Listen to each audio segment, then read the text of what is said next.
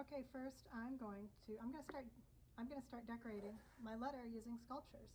There's a lot of different materials I can use, and I'm going to walk you through a couple of different material choices you can use. The first thing I'm going to do is take a marker and lay out the designs that I want on the surface. You can use all kinds of stuff on paper mache. Wire, cardboard, found objects, tape. Here I want a P on my design, so I drew a P the right size, and I'm going to cut it out, and I'll show you how to integrate it into your sculpture to make a flat shape that has a little bit of dimension on it. It's more of a relief form, and relief is a kind of sculpture where things are sticking out a little bit but still maintain a mostly flat profile. So building this on slowly with small pieces of newspaper and then tucking the newspaper around the edges so that your relief shape will continue to pop out, overlapping to create strength, and hopefully you can see that it is sticking out. You'll do a couple layers of paper just like that, and you'll get a nice hard shell. There's a couple ways I can do spheres, and here is one way I'm going to show you how. I'm going to take newspaper and crumple it into a sphere about this big and use a little tape to stick it to itself, and then I will apply it. You might have to play with it a little bit to get it to act how you want it to act. There, that looks pretty good. Okay, a sphere is a form, so now I'm creating that form, and I'm putting the tape on there so that the newspaper remembers the form I want it to take. Okay, and once again I'm laying this right on top of my design so I keep the size right. I just want it to remember its form. So now I've got a half sphere. Okay, I'm going to put it on here. All right. Now I'm going around the edges, pushing out all wrinkles.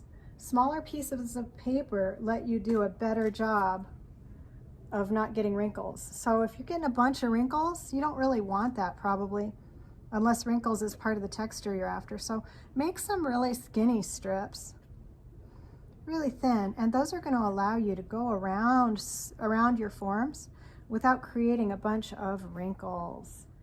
I would coat this out at least 2 or 3 times with newspaper to give it the nice shell that I'm going to get from using that paper mache. You need to push on it a little bit because it's got some dents that you don't like. You can still continue to manipulate this form a little bit. Anytime it looks rough, you can just rub it down a little bit, add more newspaper to it, more layers, and strips would go down and lock this piece onto the surface of your letter.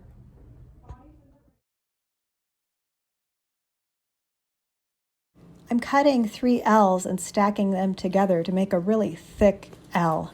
I'm going to tape them together and then cover them with paper mache. There we go. Now my L has a little edge. You can do it with lots of little pieces of tape, or you can try and do it with a longer piece of tape. Now I'm going to paper mache that entirely and stick it to the surface with paper mache.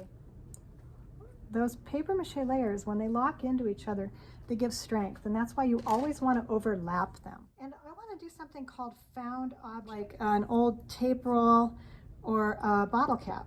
Can I use that? Yeah, I really can.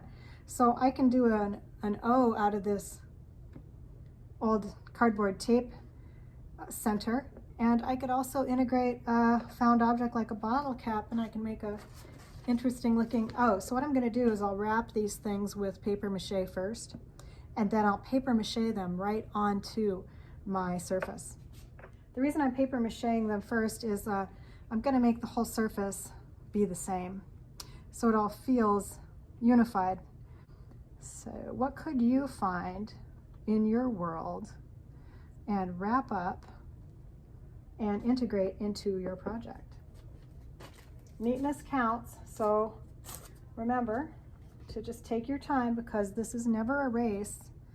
Craftsmanship is one of the things that will distinguish your artwork. And I'm going to shoot for probably 3 to 5 layers on this. I really want it held on. It needs to be strong. The smaller the form you're working on, the smaller your little pieces of paper need to be. I'm just tucking those little pieces of paper around the bottle cap. I'm locking that bottle cap down onto my surface, and those few layers of paper are going to get rock hard and be a really solid shell. A lot of layers, a lot of thin noodles. So here I am locking it onto the surface of the letter, going up and around and tucking it back down. You can see a number of layers of newspaper are holding them into place. I'm going to do a cursive A, and I want it really curvy and elegant. So I could do it out of the flat cardboard if I am confident in my cutting skills. I could wrap up newspaper into a big old fat form and kind of twist it around. But let me show you one other option you have. Here I have some leftover ceramic clay. Now, I know that if I sculpt something out of this, I have to fire it for it to be strong. But I do have the option to create something with this clay and then coat it with many layers of paper mache. And this piece of clay will dry, and the paper mache will dry over it. And as long as there's a number of layers of paper mache, as long as there's enough layers of paper encasing it, creating a shell around it, it will be strong and it will be a solid core. Now, one of the things you don't want to do would be to build a core that is very massive. For instance, if I were going to build a huge oak tree on top of this A, and that huge oak tree was solid clay, it would weigh so much that my poor little A would probably just tip right over all the time because it had this huge heavy chunk of clay on the very top of it. So you have to be cognizant, if you're going to use bits of clay as the core of some of the rounded forms you're going to make, you have to be cognizant. Don't make it tremendously heavy.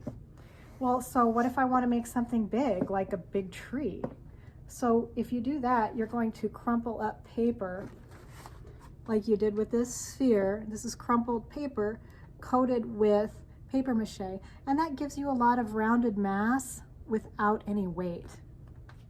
The advantage of the clay is it allows me to create thin or small rounded details that would be really hard to do with crumpled up newspaper. All right, I have an A that I like. I'm going to rip up some very small pieces.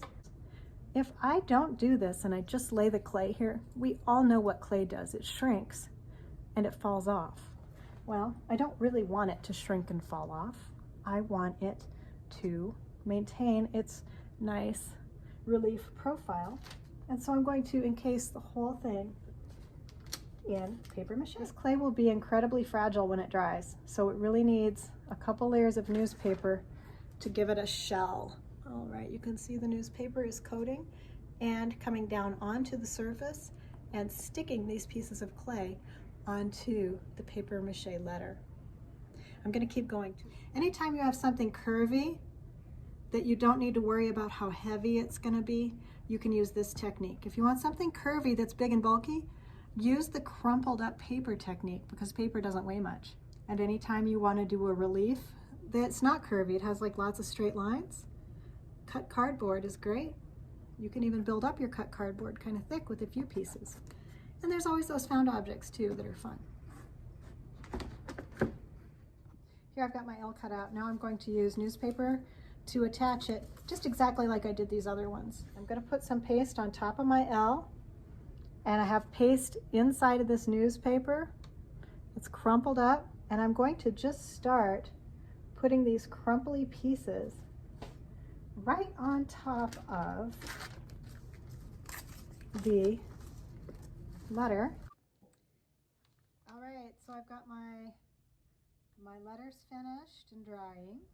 Okay, there's my L. It has that really rough texture on it that will dry kind of rough and rocky.